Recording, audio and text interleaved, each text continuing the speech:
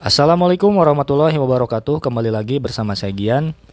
Pada video kali ini saya akan membahas sebuah shock breaker yang akan saya pasang pada motor saya, yaitu Honda Scoopy FV SP tahun 2016. Dan ini dia shock breakernya, ya, shock breaker VND Roulette ukuran 330 mm. Single shock tentunya untuk motor matic Honda seperti Vario 125, Vario 150 dan Beat.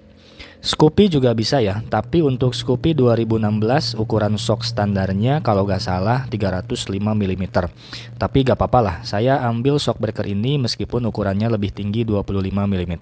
Jadi paling nanti motornya akan lebih tinggi sedikit ya. Shock breaker ini dibanderol dengan harga Rp1.008.000. Saya beli online langsung dari official store-nya VND. Ada 3 varian warna yaitu hitam, grey, dan kuning. Saya pilih warna hitam ya. Nah, sebelum saya bahas lebih lanjut, saya akan sedikit cerita terlebih dahulu semacam kronologi atau alasan kenapa saya memilih VND Roulette ini. Jadi awalnya, sebelum saya memilih shockbreaker VND Roulette, saya sempat memilih shockbreaker dari merek lain yang rencananya akan saya beli dan memang shockbreakernya tersebut sudah menjadi primadona sejak lama di kalangan para modifikator Indonesia. Saya tidak akan menyebut merek shockbreaker tersebut secara terang-terangan ya, tapi saya yakin teman-teman yang sudah lama main motor pastinya tahu merek yang saya maksud. Sebut saja merek shockbreakernya adalah shockbreaker K. Nah, shockbreaker K ini dibanderol dengan harga kurang lebih Rp950.000 di online shop. Secara spesifikasi memang shockbreakernya bagus ya. Ada settingan preload, kompresi, dan rebound. Dari segi modelnya juga sesuai dengan selera saya dan saya yakin banyak juga yang menyukai modelnya. Jadi secara spek memang bagus ya dengan harga segitu. Kemudian penjualannya juga bisa dibilang sangat laris ya, udah terkenal lah pokoknya. Ini di toko hijau maupun di toko oranye itu penjualannya sangat laris. Nah, selama beberapa bulan gitu ya, saya cari informasi lebih lanjut tentang kualitas dan testimoni dari si shockbreaker K ini. Nah, lama-lama makin kesini, saya selalu mendapati komentar negatif atau komentar yang menunjukkan ketidakpuasan terhadap kualitas dari si shockbreaker K ini. Jadi sering gitu ya, saya temui pada kolom komentar di Instagram dan channel-channel YouTube lain yang menyebut bahwa kualitas shockbreakernya itu tidak sama seperti awal-awal shockbreakernya ini terkenal. Karena kan katanya shockbreaker ini sudah menjadi primadona sejak tahun sekitar 2012-an ya kalau gak salah. Tapi gak tahu kenapa beberapa tahun terakhir ini kualitas shockbreakernya jadi tidak sebagus dulu. Dan memang banyak beredar kabar bahwa shockbreaker tersebut yang beredar sekarang gitu ya, banyak dipalsukan teman-teman ya. Nah, kenapa bisa terjadi pemalsuan seperti itu? Menurut informasi yang saya dapat dari beberapa channel lain bahwa shockbreaker K itu awalnya diproduksi oleh perusahaan, katakanlah nama perusahaannya adalah perusahaan A. Kemudian si perusahaan A ini pecah kongsi pada tahun 2019. Yang awalnya cuma ada satu perusahaan, sekarang menjadi 2 perusahaan, yaitu perusahaan A1 dan A2. Katanya, menurut informasi yang saya dapat, si pemilik asli perusahaan A itu adalah yang sekarang membuat perusahaan A1. Sehingga shockbreaker yang asli itu diproduksi oleh pemilik yang sekarang membuat perusahaan A1. Sedangkan sejak pecah kongsi itu, si perusahaan A1 sudah tidak lagi memproduksi shockbreaker K. Tapi di pasaran, shockbreakernya masih beredar dan memang perusahaan A2 menyatakan bahwa shockbreakernya yang sekarang beredar adalah produk dari perusahaan A2. Jadi di satu sisi ya, si perusahaan A1 itu menyatakan di website resminya bahwa perusahaan A1 sudah tidak lagi memproduksi shockbreaker K. Tapi di sisi lain, perusahaan A2 gitu tetap memproduksi dan mempromosikan sebuah shockbreaker yang nama, model, dan fiturnya masih sama seperti sebelum kedua perusahaan ini pecah kongsi, yaitu tetap dinamai shockbreaker K. Gitu ya. Kemudian yang jadi masalah adalah kalau si perusahaan A1 punya official store-nya, sedangkan si A2 belum membuka official store. Dan banyak sekali konsumen yang kebingungan tentang cara atau harus kemana untuk membeli shockbreaker K yang asli.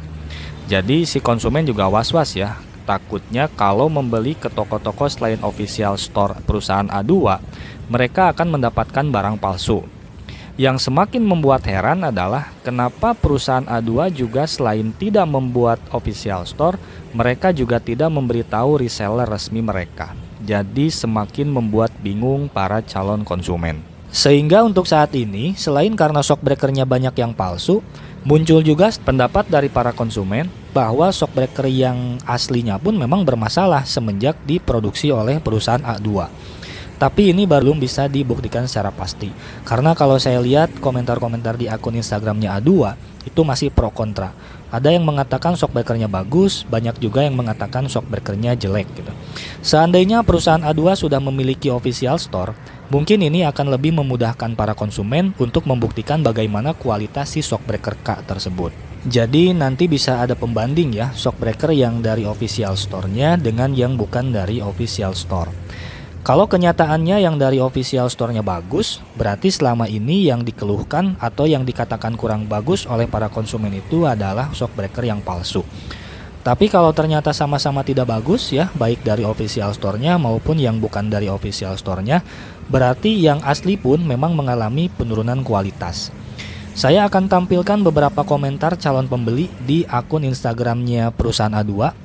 Bagi mereka yang sudah membeli, banyak yang mengatakan kualitasnya kurang bagus, dan bagi mereka yang belum membeli, merasa kebingungan harus beli yang asli di mana.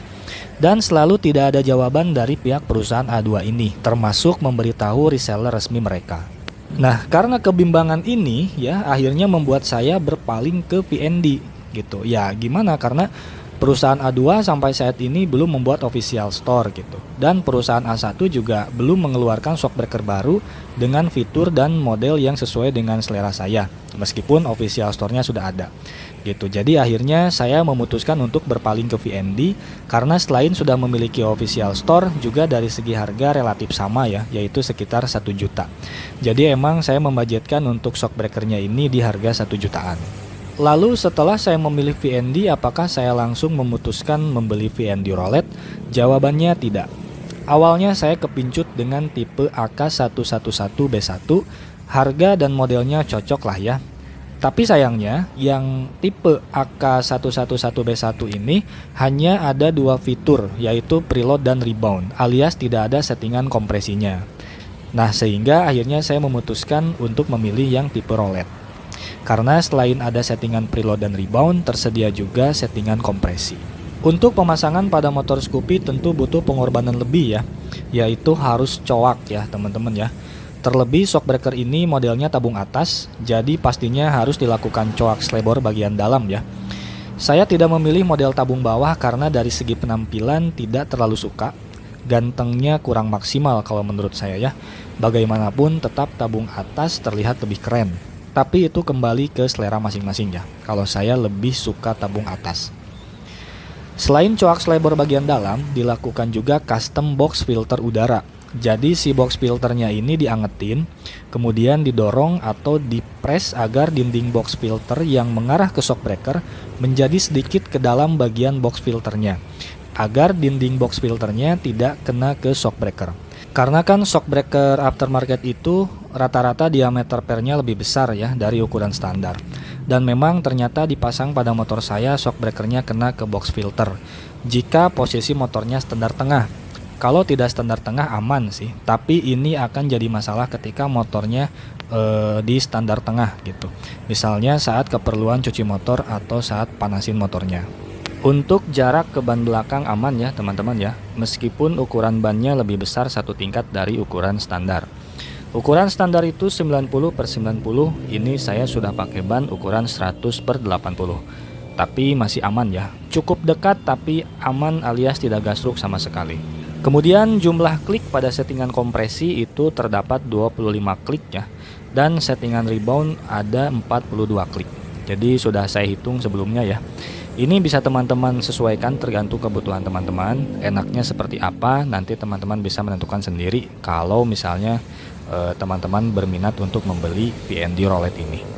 Selebihnya seperti inilah penampakan shockbreaker VND Rolet berwarna hitam terpasang pada motor Honda Scoopy FESP tahun 2016 berwarna hitam pula. Bagus atau tidaknya kembali ke selera masing-masing, tapi kalau menurut saya pribadi ini motornya jadi terlihat lebih keren, terlihat lebih bagus lagi setelah dipasang shockbreaker VND Rolet berwarna hitam. Oke, sekian video saya kali ini, mudah-mudahan bermanfaat dan bisa menjadi referensi untuk teman-teman semua. Mohon maaf apabila ada kesalahan baik dari isi yang saya sampaikan maupun cara saya menyampaikan. Terima kasih sudah menonton, jangan lupa like, share, dan subscribe. Wassalamualaikum warahmatullahi wabarakatuh.